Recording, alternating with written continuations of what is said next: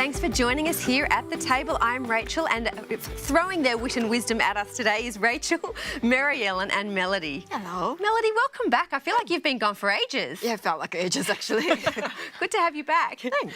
Well, coming up in today's show, we're going to be talking to the very insightful Maggie Hamilton. She's a social observer, and she's got some really interesting thoughts on how our kids are going. But we'll start off with single child families, and they are on the rise in Australia. And our fertility rate here is actually below replacement levels. So is having one child enough? One of the reasons given for one and we're done is that it's just too hard to have any more. Well, mother of four Jessica Offer begs to differ. She titled her article in Kids Spot, I'm calling it, Having One Child is Harder Than Having Four. Can she make that call? I don't know if any of us can make the call because, I don't know what it's like to have more kids and, but I guess she knows what it's like to have one kid. She would know that. Yes, but I think there's so many variables in place. When she had one kid, that's all she had was one. Whereas in this scenario, she compared it to the situation where she had her three kids that she'd sort of given away to a sleepover with the family, and then she had her youngest at her home. Her youngest is used to all those kids, so it's going to be so different with that one as opposed to the eldest. So I thought that was an interesting thought that she had, and I differed with it. What do you think? Yeah, well, I'm going to be... Elliot's going to be an only child, so this is the one child, one and we're done side and thing. And I really think that having more is harder because just looking at friends, right? If their nap times don't synchronize, one's asleep and one's awake. And they don't synchronise. Don't hold hopes for that. Oh, okay. In case we were wondering. Yes. You know what? Okay, this is a little bit off topic, but I was just looking at some photos this week and I saw some parents with 4 children. They're all adult. They're like, teenager, in that range. And I was thinking that family looks like so much fun, but all the work you'd have to put into having that like family. 20 years of your life investing, hoping that it turns out. But I think as an adult, it looked like such a fun dynamic, and I've been looking at, not that I want to have 4 children, but I've been looking at families with 4 children lately and thinking like, wow, that must be really fun to have all of those people around. I was one of 4 and something was always happening. Like, it was fun. I loved it and I still love it to this day. But this woman also indicated that there are mums of kids, like one kid, and they're called selfish. That is what I don't quite understand. I really struggled to understand, because, sure, you're not giving them siblings, but at the same time, with the fertility rates and with increasing population, surely it's selfish to have more than one at the same time. So I don't think that argument's very valid, to be honest. That's an argument that's been going on for a while now because, even when people decide not to have children, right, they're also called selfish because they want to spend all the time for themselves. So, if you're not doing something that everyone else is doing, you're selfish. Maybe it's an older generation way of thinking, because if it's on the rise, surely, younger generations aren't thinking it's selfish, but they're just sort of going, okay, these are my boundaries, this is what I can handle, and that's going to suit my life. I think people are even deciding not to get married. They're deciding not to have children. So taking away the having just one child, people are making all sorts of decisions for their lives. And I think within this case that we've seen, some people have a huge family and then they decide to just have one child because they sense that dynamic of having, multiple children in the house. So I don't know why we're so concerned about each other's fertility decisions. Exactly. That's the thing. It's like, well, I was going to say, we don't have to live their life. We have to live our own. So you've got to work with what you got. Well, we're going to send you into the kitchen now with Gia and Olive. They're going to cook some cashew cream. Yum!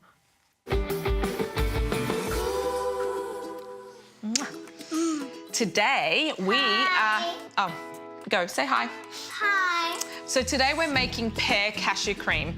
And for people that haven't heard of it, it is actually, instead of whipped cream, it's like an alternative, a healthy alternative. It's delicious. It is just cashews, pear and pear juice. And you just blend it, and it's got a little bit of vanilla in it as well, and we'll make it for you, and you can put it on top of pretty much any dessert instead of cream, whatever you'd use cream for. So I've just put a cup of cashews in there, and see how I'm spilling this?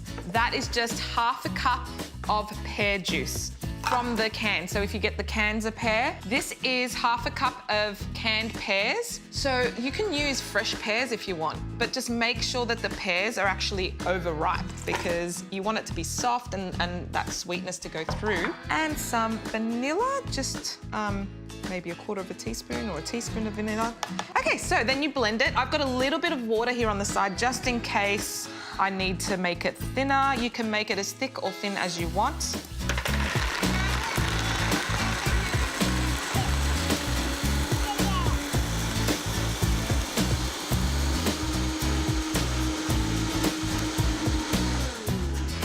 Now, I blended that until it got smooth, but I'm gonna keep blending for a little while because I don't want any grittiness from the cashews. Some people don't mind it. I just like it really smooth. And if you want to be extra cool, you can add vanilla beans, like the actual beans, and that really makes it.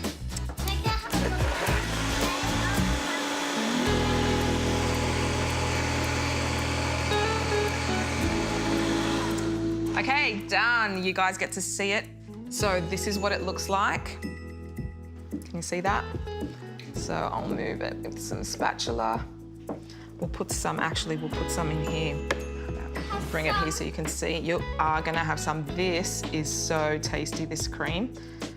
The vanilla, but vanilla beans, like I said, you don't need to add any sugar to it because the juice and the pears really sweeten the cream. Do you wanna try that? Here. Go to our website and try all our other recipes. It's the Table TV. What? Don't you dare, that's delicious.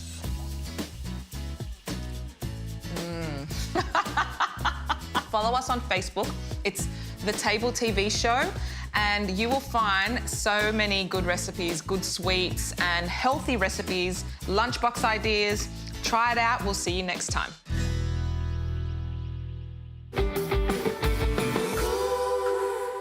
Yum, I love cashew cream. Have you guys made it? I haven't made it sweet before, Okay. but I'm interested to try it. I haven't made it not sweet. What do you use it on? I don't know. I think I use it as a cheese, like a more savory. Oh, yum. That sounds good.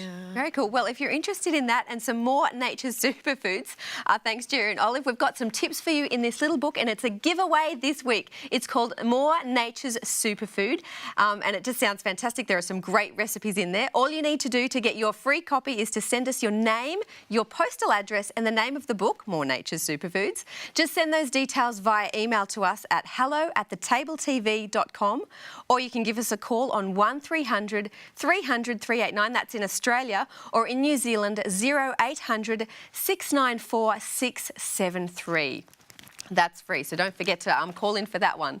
Well, in the Northern Territory, barber Joy Arnott has been surprised by the fuss created by her decision to refuse women's service. She describes her shop as being inspired by nostalgia for a place where men can be men.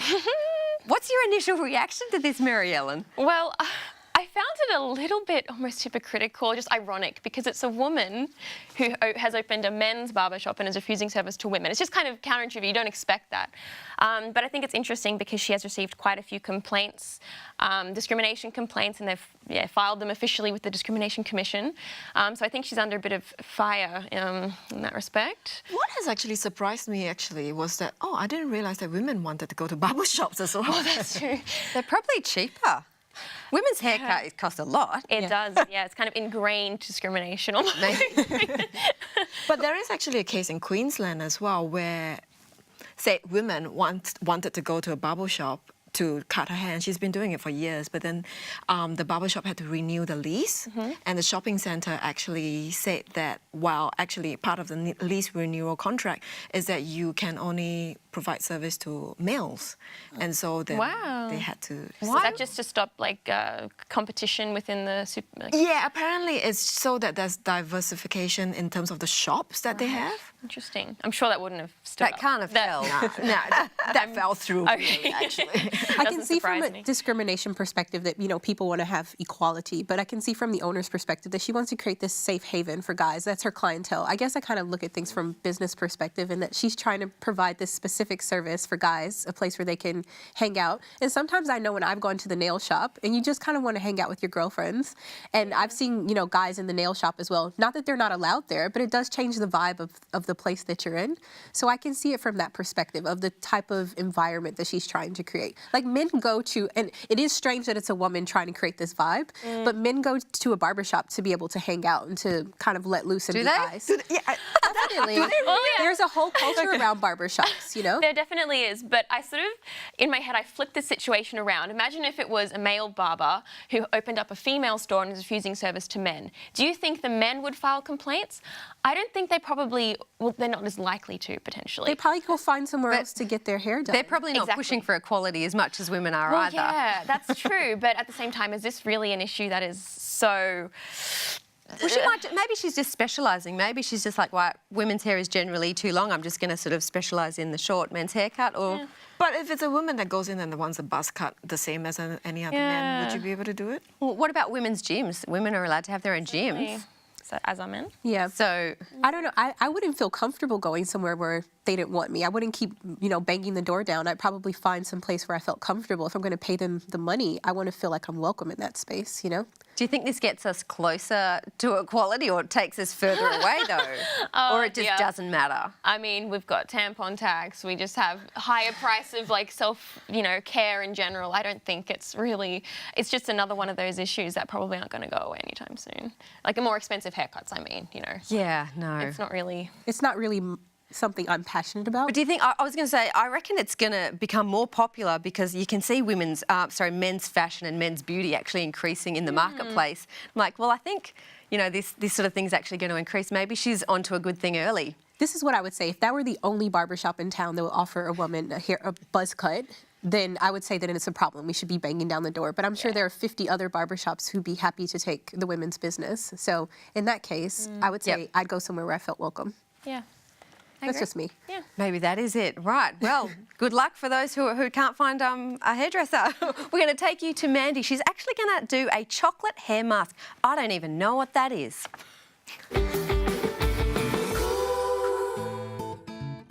This is possibly one of my favourite DIY beauty recipes because it just smells amazing. I'm going to show you how to make a really delicious smelling chocolate hair mask. This has amazing nourishing moisturising properties. You will need 1 cup of natural Greek yogurt. We have 1/4 cup of cocoa powder or raw cacao powder. You can choose either. We have 3 tablespoons of coconut oil. You could substitute an egg for that if you'd prefer. We're going to use a few drops of rose hip oil and another few drops of an essential oil of your preference for the smell. I like to use lavender for my hair. Helps with dry hair. So simply going to start by mixing all of these ingredients in one bowl. So I'm going to pop my yogurt into my bowl. So the yogurt is particularly great if you suffer from dandruff or dry, itchy scalp, as it is really soothing for those kinds of things. Next, I'll pop in the delicious smelling part, our cocoa powder. So believe it or not, other than smelling amazing, cocoa powder does have some really great nourishing properties for your hair as well. Next, our coconut oil or your egg. Both of these have great moisturising properties in them. We're going to give that a bit of a mix up before we add our final 2 ingredients. Starts to look and smell like something that you really want to eat. At this point, you probably could actually eat it and it would still taste all right. Now let's add our oils now. So I'm going to add 3 drops of my rose hip oil. So this is super nourishing for dry and damaged hair. If you naturally have oily or soft hair anyway, I would skip that oil. And lastly, I'm going to add in my lavender essential oil to help with my dry, damaged hair. So I'm just going to add a few drops of that as well. Right, then lastly, we just give this all a mix up till it is well combined. Now, if you have short hair, I would definitely have this recipe. But because I've got super long, thick hair, I need all of it. Right, that's it. It is done and ready to go. So simply lather this onto wet, damp hair in the shower, otherwise it'll make a mess. And then let it sit for about 30 to 45 minutes. You can put cling wrap around your hair if you want to hold it all in place and keep it there. Then simply shampoo out and make sure you condition afterwards. This leaves your hair smelling amazing and helps to lock in moisture. I hope you like this DIY recipe for your hair and give it a go. Let us know on our Facebook page at The Table TV Show if you try this and what you think about it. We would love to hear from you. Thanks, Mandy.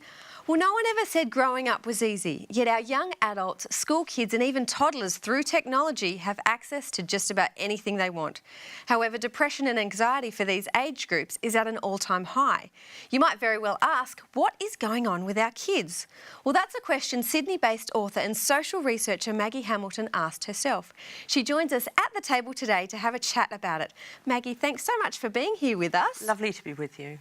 You're a keen observer of social trends and what is actually going on with our kids? Like, what are you seeing? I think what's happening is that they're in such an immersive media advertising climate that they just have all these messages coming at them, and because of, you know, their own phones and stuff 24/7. And I was reading a piece of research recently, international marketing, and they were actually saying that a study they'd done that teenagers aren't able to distinguish between what they personally like and what they've been told to like. And that to me really speaks to the core of what we're talking about, that you're actually living this fake identity.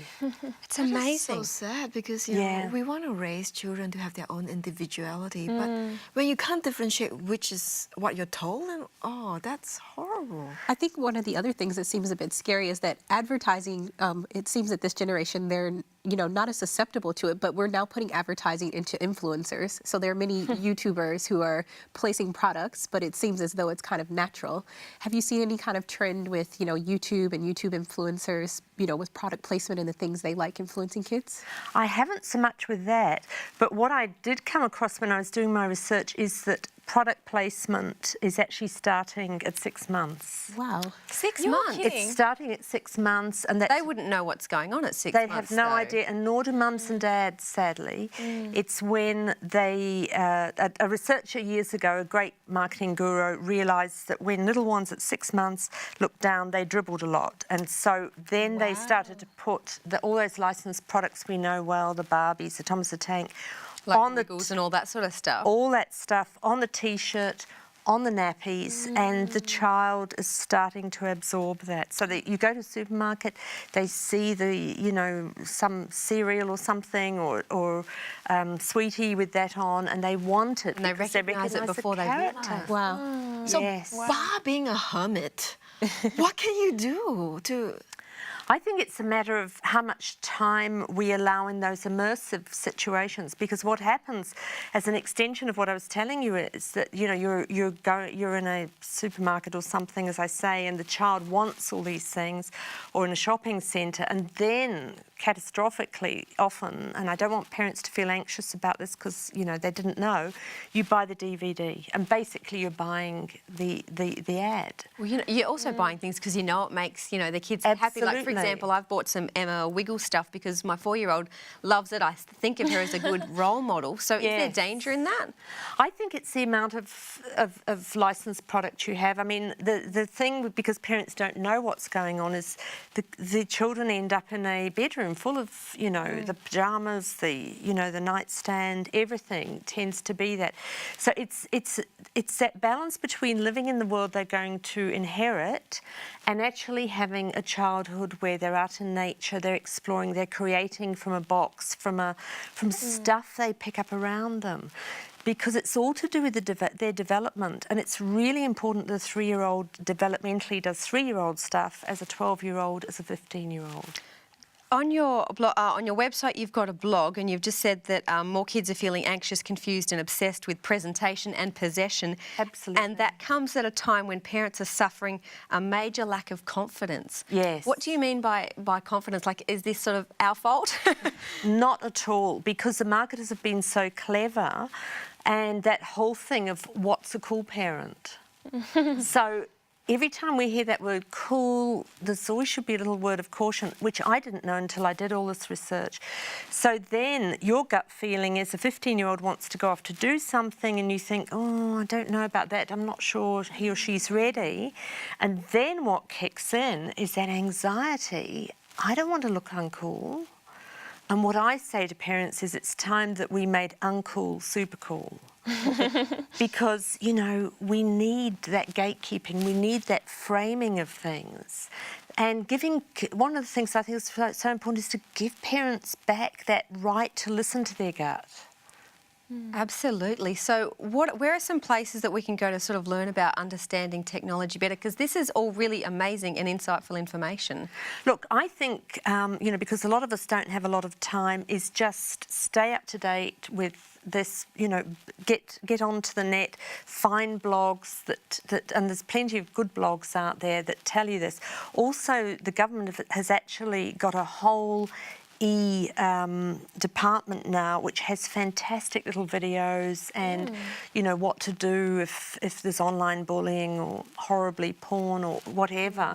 So that is a really good website to go to, and also I think it's actually about discussing in your friendship group what you feel like is acceptable and what's not, because I think so often parents feel alone and they're so busy they don't think to discuss through this stuff, so that you're actually presenting a united front, so that when kids get wobbly and stuff happens, they have that underpinning, because you feel underpinned by your friendships and the fact that you've already kind of thought about the various scenarios that you might face.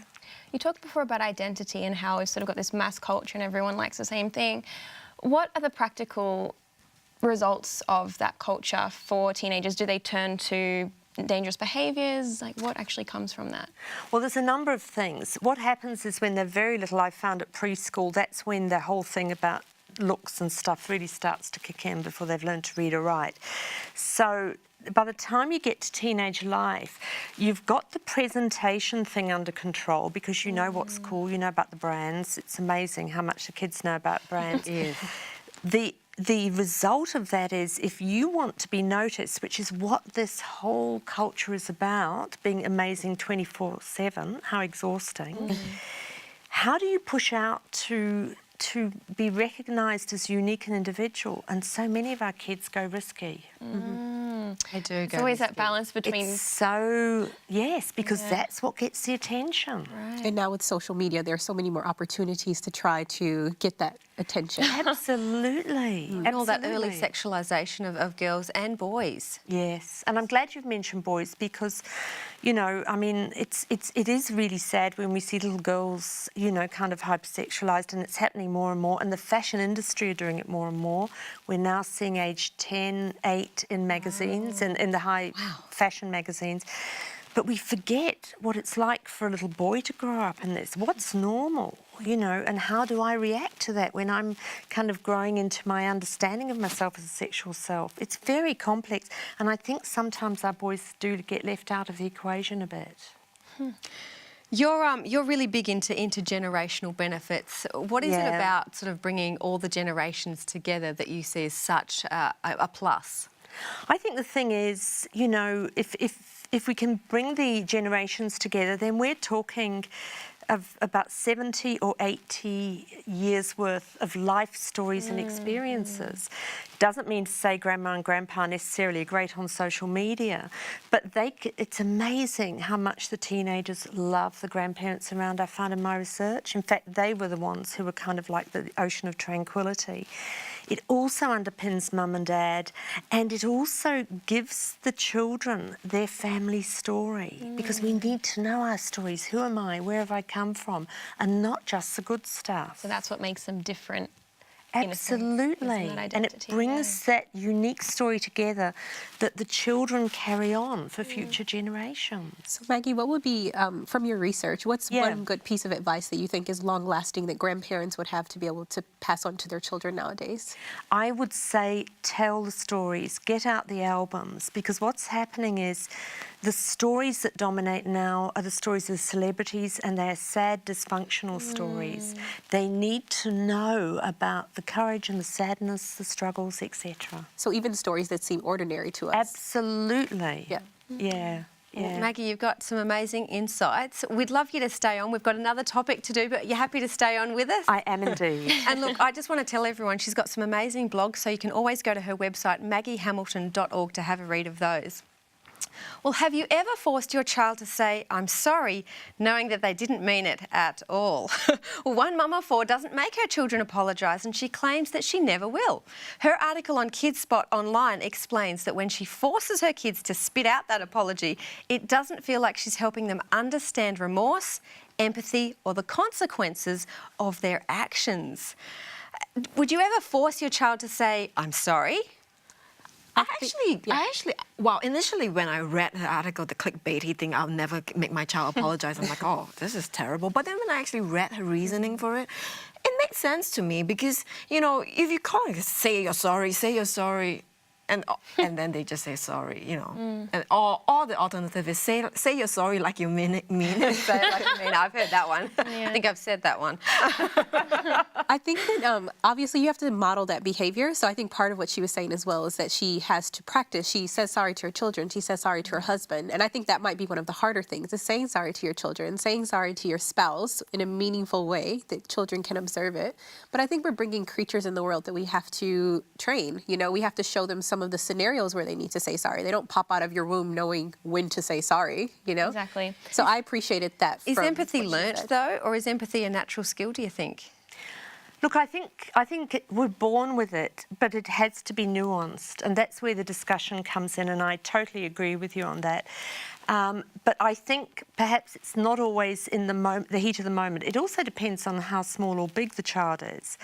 And it's also understanding that there are times when sorry actually requires action that is uncomfortable for us beyond saying sorry. And that is actually remediating the wrong we've done. And I know I've talked to a lot of educators who feel this is really missing at the teenage level, that they just go, sorry, and it's done. Whereas sometimes we have to do something really uncomfortable. I mean, I grew up in a draconian time where you were sent down the road to apologise to the neighbour, and I can tell you that was deeply humiliating. However, you only do it once. Now, I'm not suggesting you necessarily have to do that, but we have to realise those interactions. And when those kids get into the workforce and grown-up relationships, how fabulous to have people around like that who can actually sit down with you and look you in the eye and say, I am sorry, I should not have said that.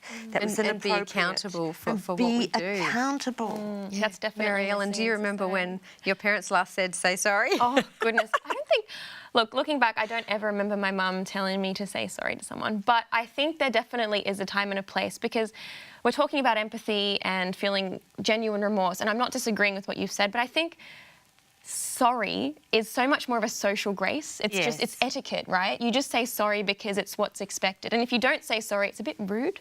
And people, you know, people expect you to say sorry. If I spill, you know, a drink on you, Rachel, it'll be hilarious for me, you know, but I will say sorry, you know, because it's inconvenient. So I think it's more than just being genuine. I think it is also. Well, I was going to say, I'm sorry, ladies. We're starting to run out of time. Maggie, thank you so much for being with us today. Really appreciate it. Thank you. Ladies, it was a pleasure. Don't forget, you can keep this conversation going on Facebook, so jump onto our social media. It'll be great to keep that conversation going with you. We will see you next time. Bye for now.